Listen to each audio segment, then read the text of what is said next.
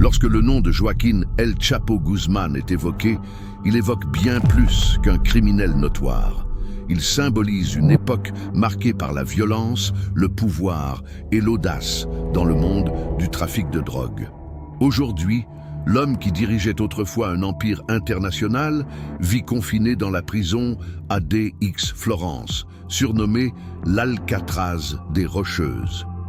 Mais comment en est-il arrivé là? Et, plus intriguant encore, comment vit-il la perspective de passer le reste de sa vie dans une cellule de béton, isolée de tout et de tous? Voici l'histoire d'un homme dont le récit mêle désir, crimes brutaux et évasion défiant les autorités de 3 pays. El Chapo est né à Badiraguato, une région montagneuse reculée de l'État mexicain de Sinaloa. Élevé dans une pauvreté extrême sous la violence d'un père abusif, lui-même impliqué dans la culture de drogue, Guzmán a été contraint de quitter son foyer à l'adolescence. À l'âge de 15 ans, il cultivait déjà ses propres plants de marijuana, marquant le début de son entrée dans le monde criminel. C'est à cette époque qu'il a gagné le surnom de El Chapo, en référence à sa taille de 5 pieds 6 pouces, 1,67 m, contrastant ironiquement avec son ambition sans limite. Dans les années 1980, il a travaillé pour Miguel Ángel Félix Gallardo, connu sous le nom de El Padrino, alors chef du cartel de Guadalajara. Dès son jeune âge, Guzmán a démontré un talent remarquable pour la logistique et l'organisation, coordonnant des expéditions de drogue entre la Colombie et le Mexique. Lorsque Gallardo a été arrêté en 1989, Guzmán n'a pas perdu de temps et a fondé le cartel de Sinaloa qu'il a rapidement transformé en l'une des plus grandes organisations criminelles du monde. Ses méthodes étaient aussi innovantes que brutales. Il cachait de la cocaïne dans des boîtes de piments et des extincteurs, exploitant des routes qui traversèrent les continents. Son empire opérait dans plus de 50 pays, approvisionnant les marchés des Amériques, d'Europe, d'Asie et d'Afrique. Cependant, l'ascension fulgurante d'El Chapo lui a aussi attiré de dangereux ennemis. À mesure que son cartel s'étendait, Guzmán amassait une richesse inimaginable. Il s'entourait de demeures somptueuses, de voitures de luxe et même de zoos privés. Sa famille menait un train de vie similaire. Ses enfants fréquentaient des écoles prestigieuses et les événements familiaux étaient marqués par l'opulence. Cependant, maintenir un tel pouvoir nécessitait l'élimination des menaces. Sa rivalité avec le cartel de Tijuana a conduit à l'un des épisodes les plus sanglants de l'histoire du trafic de drogue. Le 24 mai 1993, dans le parking de l'aéroport Miguel Hidalgo à Guadalajara, une tentative d'assassinat contre Guzmán a tourné à la tragédie. Le cardinal Juan Jesús Posadas Ocampo a été tué par erreur, un événement qui a attiré l'attention internationale. Fuyant au Guatemala sous une fausse identité, Guzmán a été capturé et extradé vers le Mexique. Ce ne serait que la première de nombreuses arrestations et évasions qui marqueraient son histoire. El Chapo n'est pas seulement connu pour sa cruauté ou sa richesse, mais aussi pour ses évasions spectaculaires. La première a eu lieu en 2001, lorsqu'il s'est échappé de la prison de Puente Grande, caché dans un chariot de linge. Avec l'aide de gardiens corrompus, il a contourné plusieurs niveaux de sécurité pour retrouver sa liberté. Cette évasion a porté un coup dévastateur au système carcéral mexicain et rappelé sa capacité à corrompre. Cependant, son évasion la plus iconique s'est déroulée en 2015, lorsqu'il a fui la prison d'Altiplano par un tunnel creusé sous sa cellule. Ce tunnel, long de plus d'1 mille, 1,5 km, était équipé d'un système de ventilation, d'éclairage et même d'une moto adaptée à des rails. L'audace de cette évasion a choqué le monde et, une fois de plus, exposé les faiblesses des autorités mexicaines. Après sa nouvelle capture en 2016, Guzmán a finalement été extradé vers les États-Unis en 2017. En 2019, il a été condamné à la prison à perpétuité, assorti de 30 années supplémentaires et envoyé à l'ADX Florence au Colorado. Cette prison, considérée comme la plus sécurisée au monde, est réservée aux détenus jugés impossibles à contenir ailleurs. À l'ADX Florence, Guzman passe 23 heures par jour dans une cellule en béton mesurant 7 pieds sur 10, 2 mètres sur 3. Le lit, la table et le tabouret sont également fixés en béton. Une petite fenêtre ne laisse voir que le ciel, l'empêchant de se repérer dans le complexe. Lors de son unique heure de récréation, il accède à un espace ressemblant à une piscine vide où il peut faire quelques pas. Les mesures de sécurité incluent des capteurs de mouvement, des caméras, des portes en acier contrôlées à distance et des clôtures sensibles à la pression. L'isolement extrême a conduit de nombreux détenus à développer de graves troubles psychologiques, notamment la dépression et des hallucinations. Les critiques affirment que les conditions à l'ADX Florence sont inhumaines, tandis que d'autres les jugent justifiées pour des prisonniers comme Guzman. Les tentatives pour capturer Ovidio Guzman, le fils de Joaquín El Chapo Guzman, sont devenues des événements très médiatisés. Le 17 octobre 2019, lors de sa première arrestation à Culiacán, la violence qui a suivi a forcé le gouvernement mexicain à reculer. Ce jour, connu sous le nom de Culiacanazo, a révélé la force brute et l'organisation militaire du cartel de Sinaloa. Les rues ont été bloquées, des véhicules incendiés, et les habitants se sont retrouvés pris au piège dans une zone de guerre urbaine. Pour sauver des vies innocentes, le gouvernement a décidé de libérer Ovidio. 3 ans plus tard, le 5 janvier 2023, Ovidio a été de nouveau capturé lors d'une opération militaire massive impliquant plus de 3500 soldats. Cette fois, le gouvernement mexicain n'a pas cédé aux menaces. Il a été envoyé à la prison d'Altiplano, la même d'où son père s'était échappé en 2015. Cette arrestation a été perçue comme un coup dur pour les Chapitos, mais a également suscité des spéculations sur la manière dont le cartel réagirait. Malgré Ovidio et d'autres membres de la famille confrontés à la justice, le cartel de Sinaloa reste résilient. L'infrastructure construite par El Chapo permet au cartel de continuer à fonctionner comme une organisation multinationale. Mais l'ombre de Joaquín Guzman plane toujours sur chaque mouvement.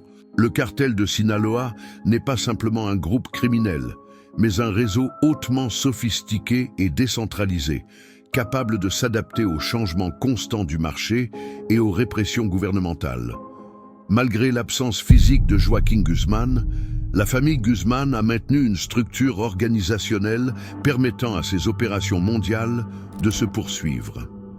La direction des Chapitos, composée de ses fils, fait face à des défis à la fois internes et externes, y compris des rivalités avec d'autres chefs de cartel. Parmi les Chapitos, Iván Archibaldo Guzmán et Jesús Alfredo Guzmán jouent des rôles cruciaux. Tous deux combinent brutalité et modernisation dans leur style de leadership. Tandis qu'Iván est connu pour son approche impitoyable, Alfredo utilise les réseaux sociaux pour afficher le style de vie luxueux que le cartel peut encore offrir. Une tactique qui attire également de jeunes recrues. Malgré les luttes de pouvoir internes, le cartel de Sinaloa reste l'une des organisations criminelles les plus lucratives au monde. Sa principale source de revenus est le trafic de fentanyl, une drogue synthétique qui a dévasté des communautés aux États-Unis. Le cartel a adapté ses tactiques de distribution, utilisant les crypto-monnaies et les marchés du dark web pour élargir son influence. L'histoire d'El Chapo est un mélange de grandeur criminelle et de brutalité incessante. Il a construit l'un des plus grands empires de drogue de l'histoire, mais son règne a été marqué par des tragédies humaines.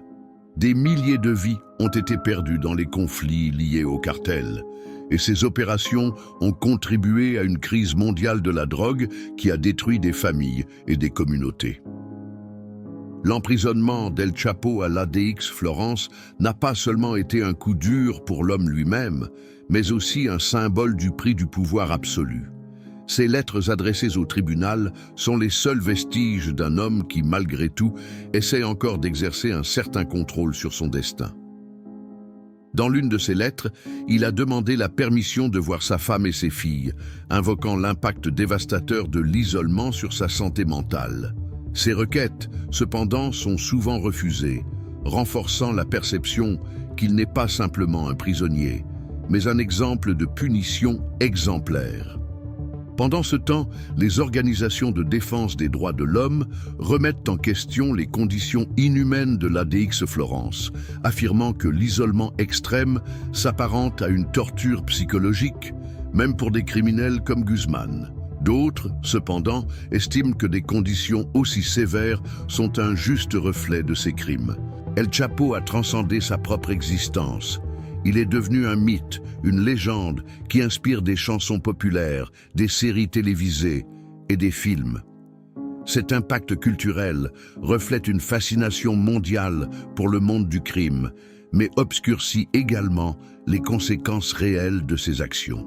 Le cartel de Sinaloa n'a pas seulement exploité des systèmes corrompus, il les a profondément aggravés, répandant violence et souffrance dans toute la région. Les enfants de Guzman portent désormais le poids de perpétuer un héritage qui a apporté à la fois une richesse immense et une destruction massive. Les autorités, quant à elles, doivent relever le défi de démanteler un cartel qui se réinvente constamment. Même avec des arrestations et des saisies, le flux de drogues et d'argent semble sans fin, alimenté par des marchés mondiaux insatiables. La grande question qui demeure est de savoir si El Chapo acceptera son destin ou s'il a encore des coups à jouer. L'histoire a montré qu'il est un homme capable de prouesses impossibles.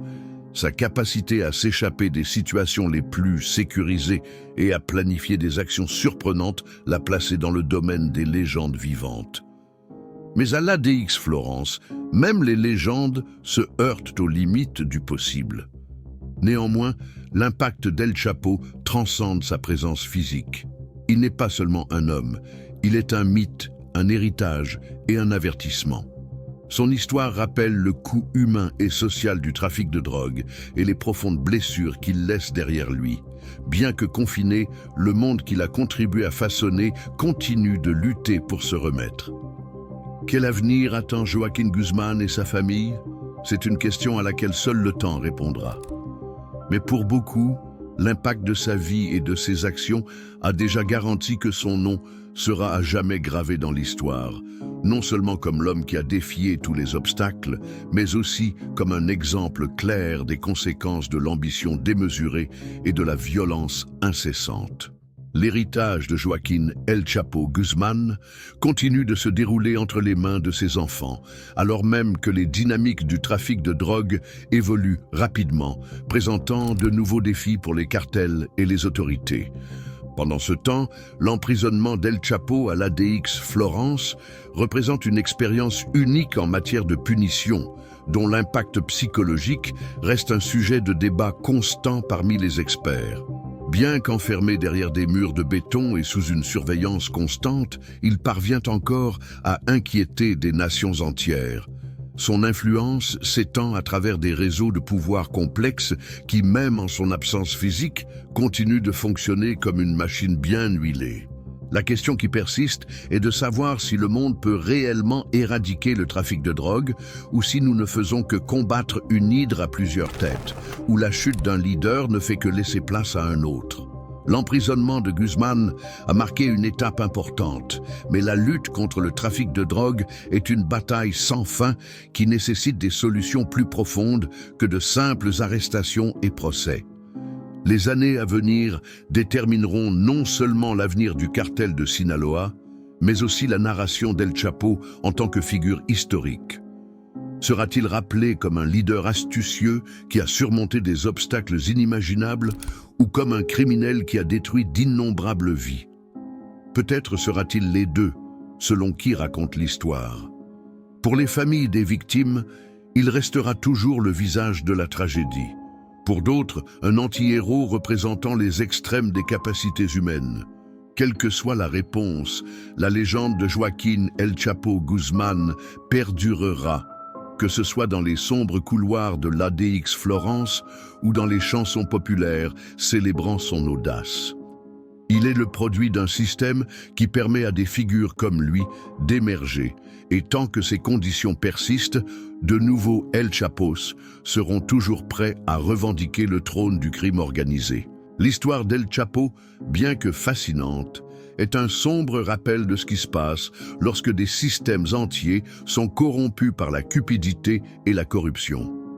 Pour ceux qui cherchent à comprendre l'étendue de l'impact du trafic de drogue, son héritage sert de carte d'avertissement.